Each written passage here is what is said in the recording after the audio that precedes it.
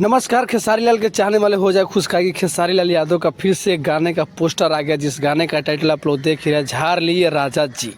कब और किस समय रिलीज किया था, सबसे पहले स्वागत है आप लोगों को। आप सब देखना शुरू कर दिए हैं भोजपुरी प्लेटफॉर्म।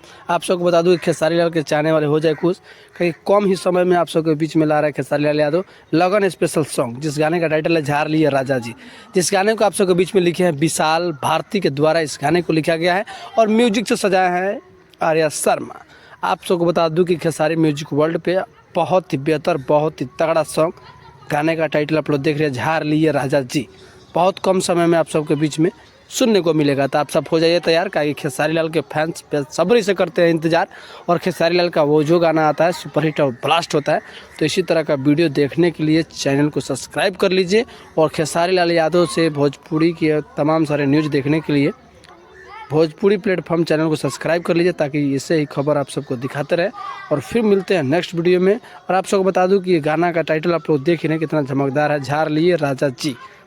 भोजपुरी का सबसे हिट गाना फिर से आ रहा है खेसारी लाल यादव लेकर, जिस गाने का टाइटल आप लोग देख रहे हैं और बहुत ही कम समय में खेसारी म्यूजिक वर्ल्ड पे सुनने को मिलेगा। तो आप सब जाइए, इस गाने को सुनिए और ढेर सारा प्यार दीजिए।